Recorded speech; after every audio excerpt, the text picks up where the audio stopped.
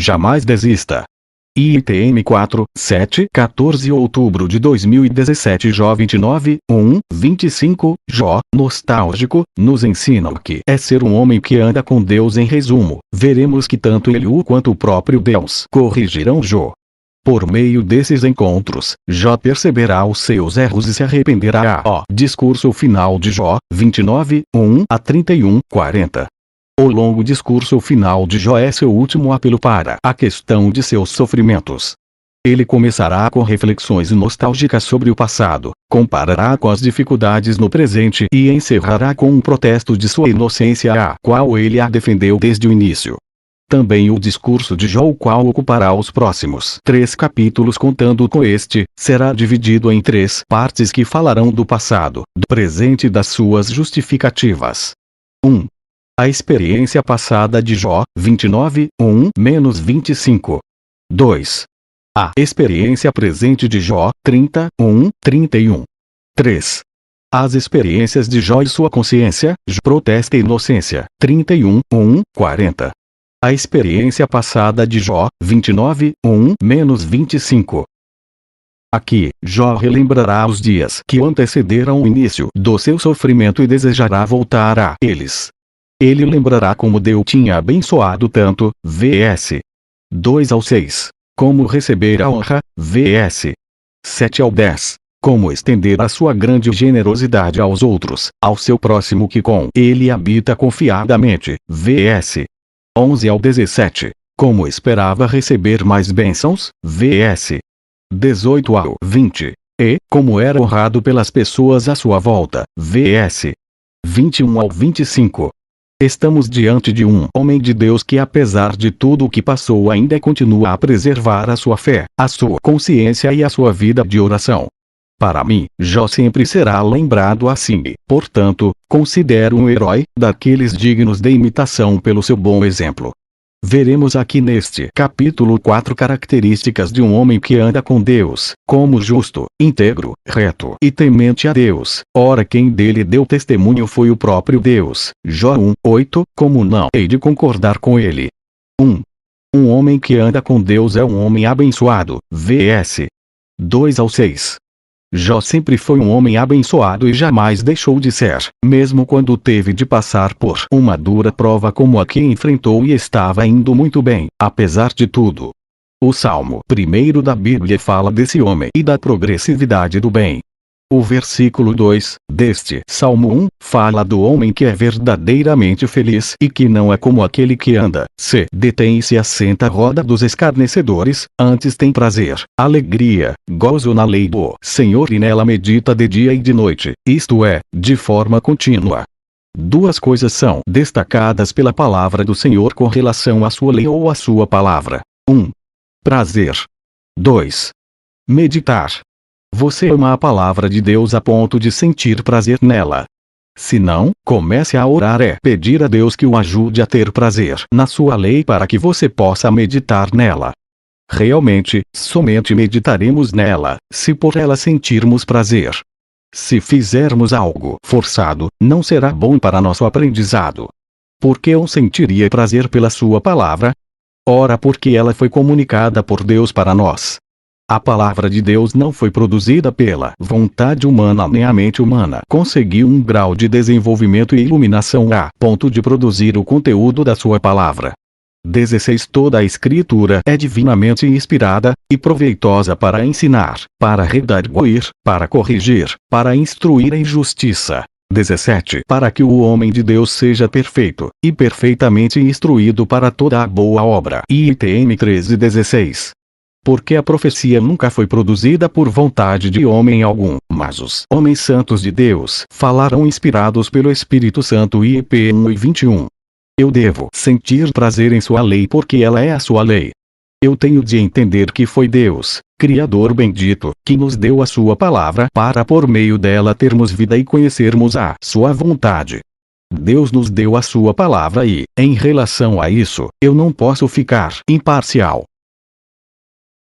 Ou eu reajo a este conhecimento glorificando ao Senhor, ou eu duvido dele de que me deixou tal palavra. Nós, conservadores, cremos na Bíblia como palavra de Deus, única, suficiente, inerrante. É por isso que o Espírito Santo comunica que o homem que não anda segundo o conselho dos ímpios, nem se detém no caminho dos pecadores, nem se assenta na roda dos escarnecedores, tem o seu prazer na lei do Senhor, e na sua lei medita de dia e de noite. O ímpio não tem este prazer, nem nela medita nunca. Talvez até a respeite, mas jamais irá ter prazer em nela meditar. No caminho dos justos há a progressividade do bem. Agora sim, poderemos ir para o verso 3 e meditarmos na progressividade do bem. Vejam o que diz o verso 3 do Salmo 1. 3 Pois será como a árvore plantada junto a ribeiros de águas, a qual dá o seu fruto no seu tempo. As suas folhas não cairão, e tudo quanto fizer prosperará.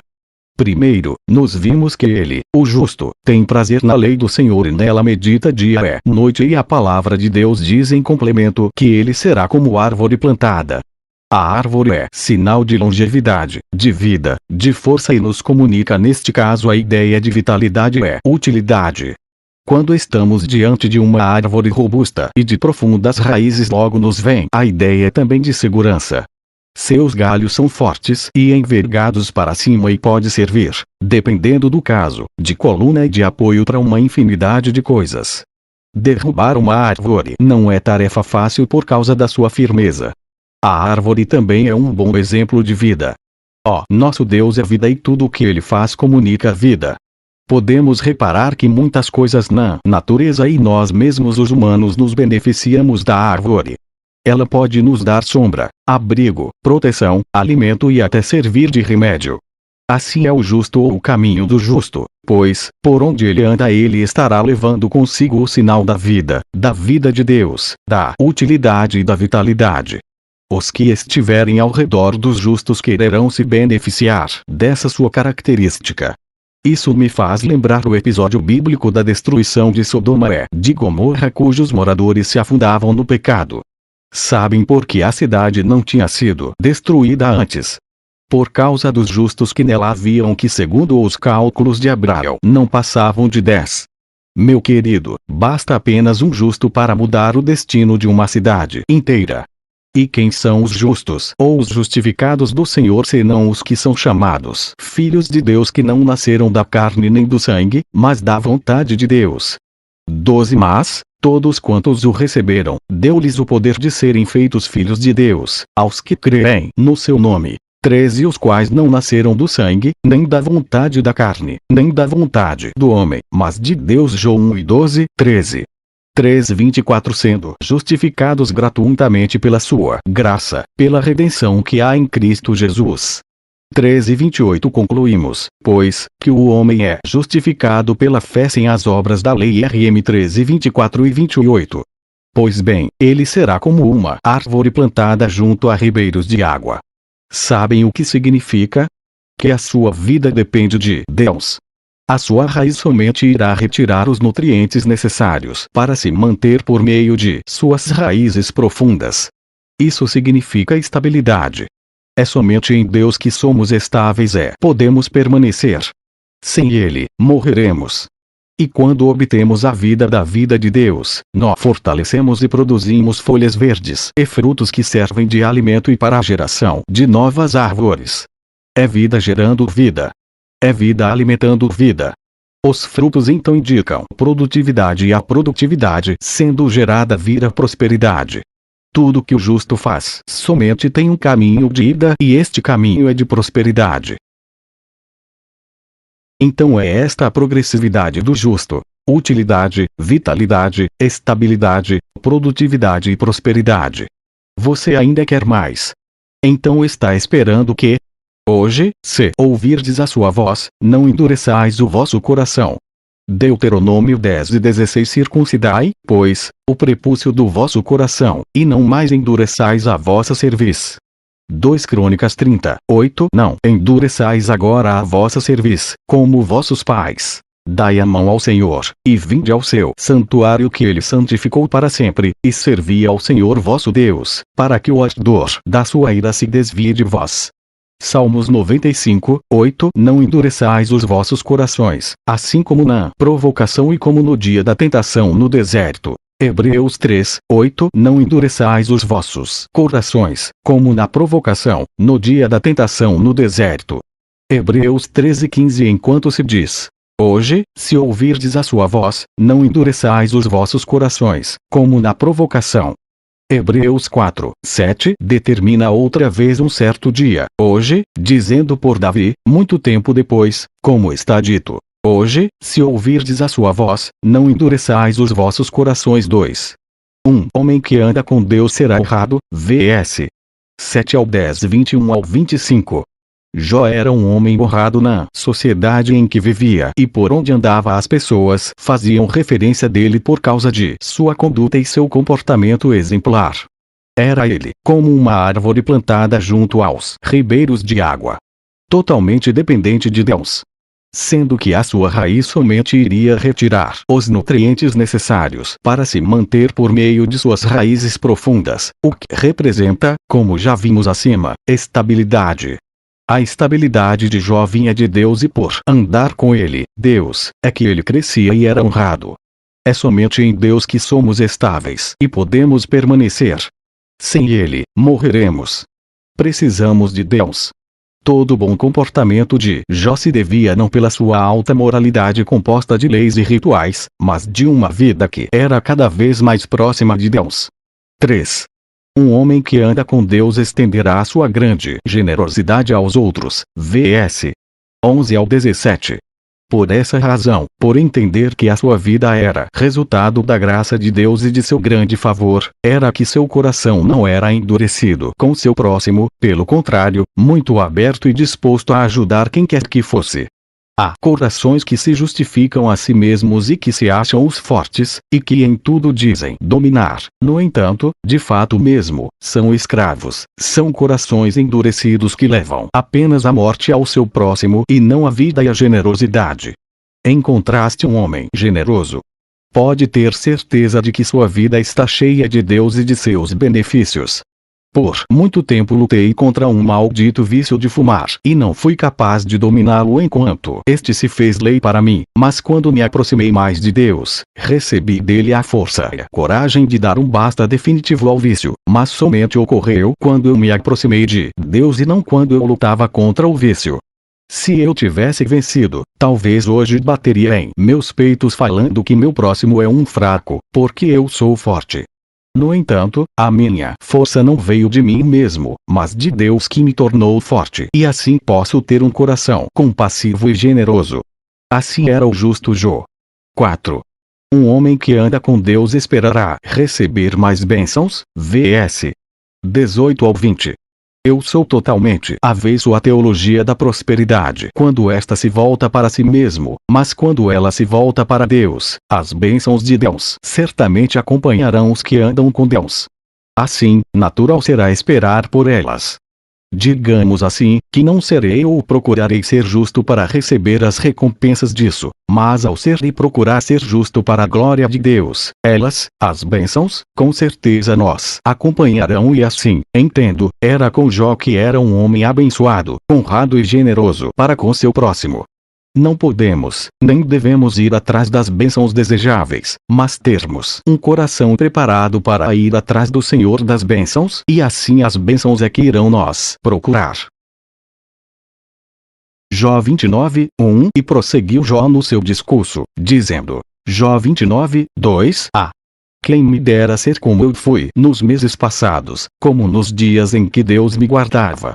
Jó 29, 3 Quando fazia resplandecer a sua lâmpada sobre a minha cabeça e quando eu pela sua luz caminhava pelas trevas.